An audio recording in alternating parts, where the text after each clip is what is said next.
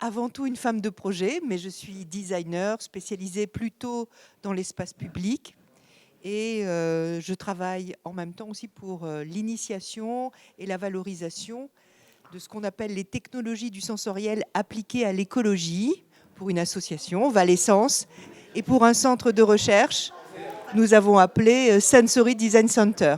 Je suis joueuse de rugby depuis maintenant 10 ans en équipe de France et depuis 4 ans avec le Stade français Paris.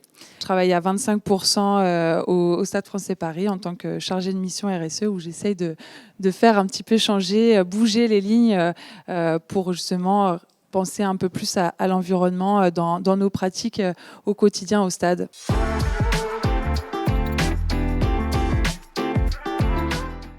Tout simplement, voilà, quand on m'a demandé d'être marraine, tout de suite le mot zéro déchet m'a énormément parlé parce que dans mes pratiques au quotidien, j'essaye justement de limiter mes déchets.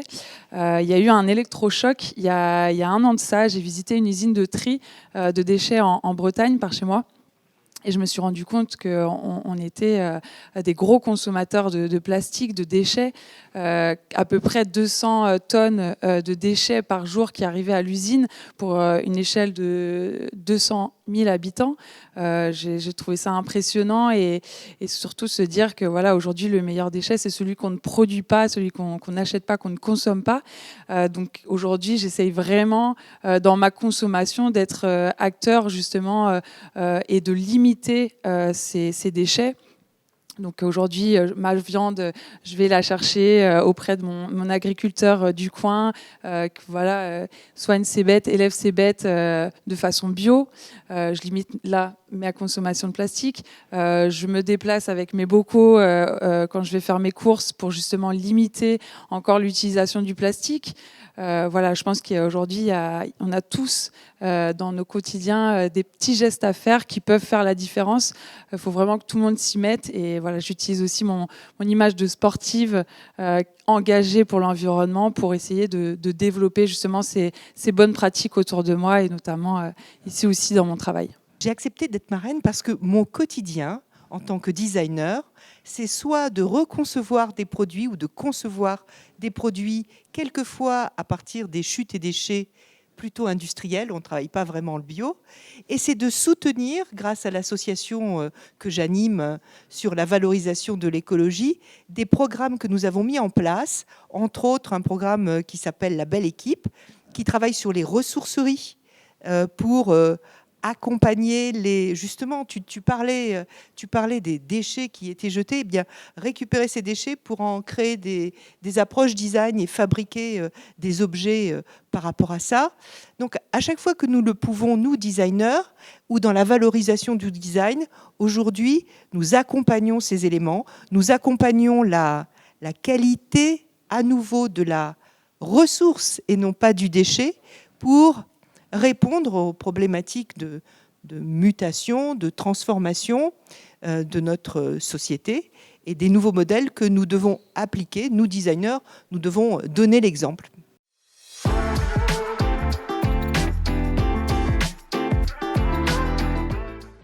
Il y a forcément déjà le travail sur le quotidien des sportifs, sur leur consommation, sur leurs vêtements, sur les évolutions possibles de leurs outils de travail, si l'on peut dire. Mais dans les événements, il y a surtout les supporters, ceux qui viennent apprécier et soutenir ces événements, en particulier ceux qui vont arriver pour les prochains Jeux Olympiques. Et là, le design et l'écologie doivent accompagner les nouveaux usages.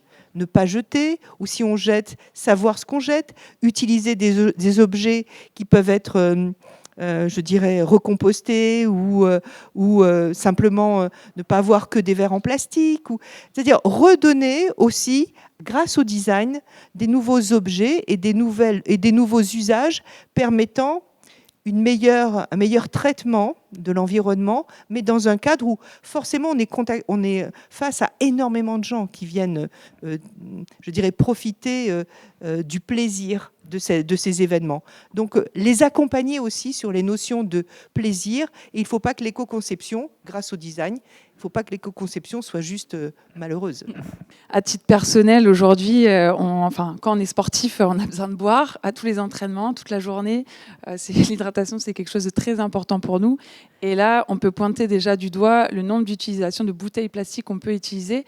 Donc aujourd'hui, l'objectif, c'est de sensibiliser tout le monde à notre surconsommation de plastique et de mobiliser justement les joueuses à avoir cette responsabilité d'amener sa propre gourde à l'entraînement. Donc ça fait un peu partie de mon cheval de bataille au club auprès des filles, auprès des Pink Rockets, l'équipe féminine du Stade Français. Il y a aussi la mobilité. Aujourd'hui, justement, on essaie de repenser un petit peu nos déplacements en voiture. Donc, on a fait faire un lien Google Form pour que tout le monde puisse donner son adresse et savoir quelle fille était dans quel quartier. Est-ce qu'on ne pourrait pas organiser un covoiturage entre nous pour justement venir à plusieurs à l'entraînement plutôt qu'une voiture plus une autre et se retrouver sur le périphérique, bouché à 18h pour aller à l'entraînement.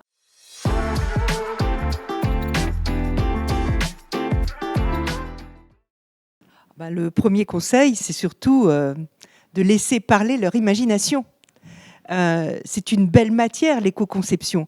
Donc surtout, ne pas se bloquer, donner à rêver, donner à imaginer et donner aussi la capacité de nous émouvoir.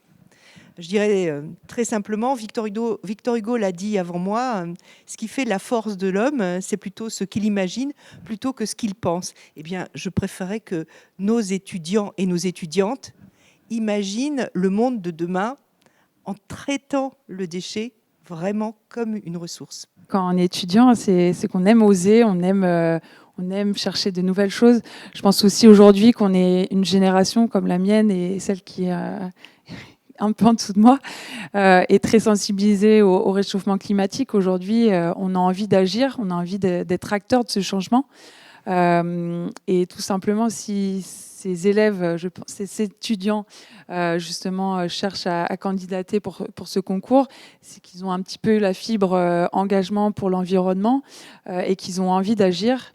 Donc, qu'ils osent, qu'ils pensent justement aussi à toutes les personnes qui peuvent être réfractaires au changement de leur habitude. Essayer de leur apporter des solutions et en pensant à tout le monde. Il y a des gens qui sont réfractaires, il y a d'autres qui impulsent des choses. Pensez pour tout le monde, puisqu'on est tous dans le même bateau et qu'il va falloir amener tout le monde, toute cette force collective.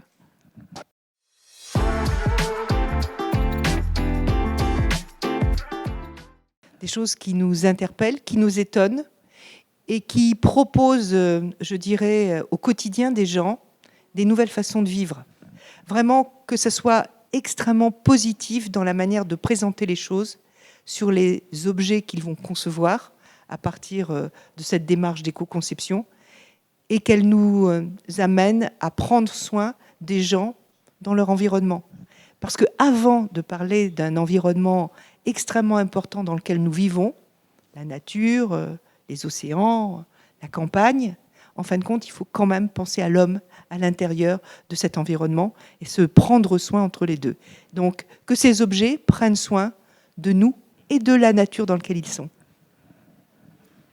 Oui, moi, peut-être pour être dans le réel aussi, on va organiser une course au Stade Français Paris, l'Equiden, au mois de juin. Je pense qu'il y a des belles choses peut-être à impulser pour cette course. Je sais qu'aujourd'hui, on est beaucoup dans la consommation de bouteilles en plastique. On est beaucoup, on récompense les athlètes, les coureurs, mais ce sont souvent des médailles qui finissent au fond du tiroir. Peut-être repenser la façon de récompenser un athlète. Des t-shirts qui sont donnés et qui vont être utilisés une fois et qui ensuite ne vont plus être utilisés. Donc pensez à tout ça. On va aussi avoir la chance d'organiser en France la Coupe du Monde de rugby en France 2023 et aussi les Jeux Olympiques de Paris 2024. Il y a 2 événements majeurs qui vont se passer en France. Aujourd'hui, c'est le moment où il faut oser lancer des choses, être innovant et peut-être que leur idée sera retenue justement pour ce type d'événement sportif. Courage, plaisir et succès.